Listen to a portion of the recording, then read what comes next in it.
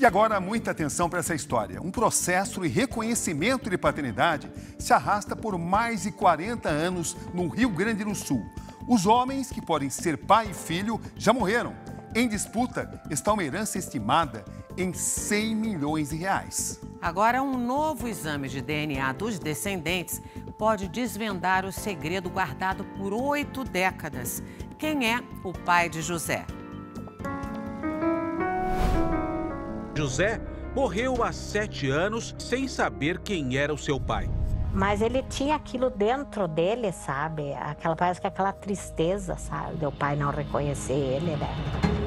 Para montar este quebra-cabeça, o Domingo Espetacular viajou para o Rio Grande do Sul, andou por campos e cidades e buscou no tempo respostas para muitos segredos. José de Carli Martins nasceu em 1943 e passou a vida inteira em Carazinho, no Oeste Gaúcho, cidade com 60 mil habitantes. Ele se casou com Gladys e juntos tiveram 3 filhos. Luiz Fernando, o primogênito, que mora em Minas Gerais, lembra como era o tempo de menino. Então era uma infância muito tranquila, né? José fez a primeira descoberta surpreendente sobre a própria vida ao se alistar no exército. Que ele foi atrás da certidão de nascimento e viu que não constava o nome do pai dele e o nome da mãe era outro, né? Dos pais adotivos dele, que até então ele pensava que eram os pais biológicos. A mãe não era Maria do Nascimento, e sim Elvira dos Santos. Na certidão, não tinha o nome do pai.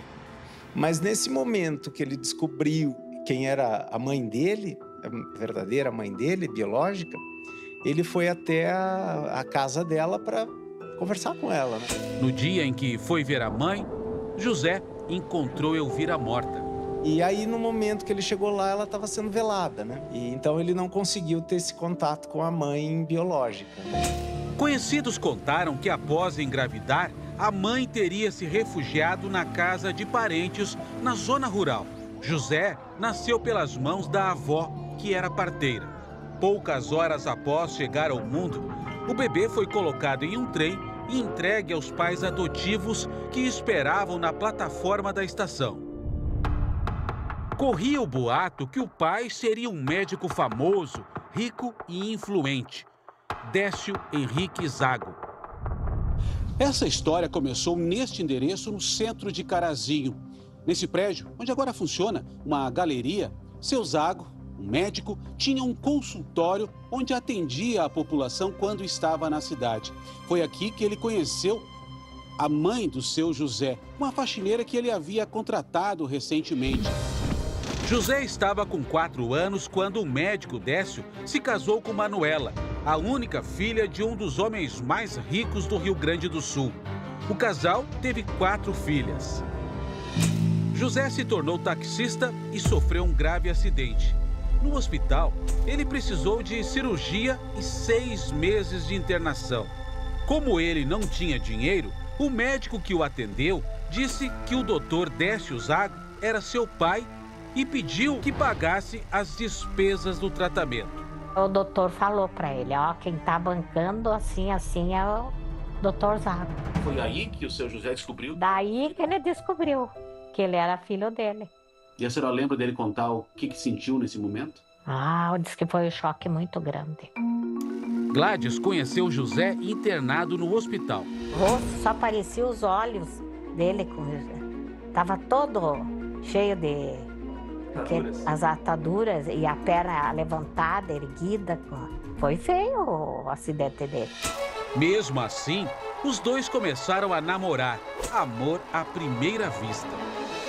De volta ao trabalho, José dividiu por quase 10 anos com Carlos o ponto de táxi no centro de Carazinho.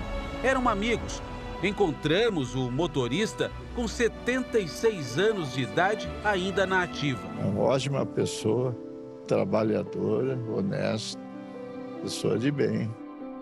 Na foto antiga, tirada em 1971, um registro dessa amizade. Ele lembra que naquela época o amigo tinha esperança de ser reconhecido pelo pai. Na medida em que os filhos cresciam, mais queriam saber do avô. A família então tentou uma aproximação. Era 1979.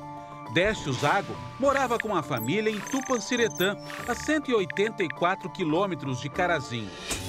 O casal viajou à cidade vizinha com os 2 filhos mais velhos. Quando chegaram ao endereço, não houve convite para entrar. A família não passou do portão. A gente via que era gente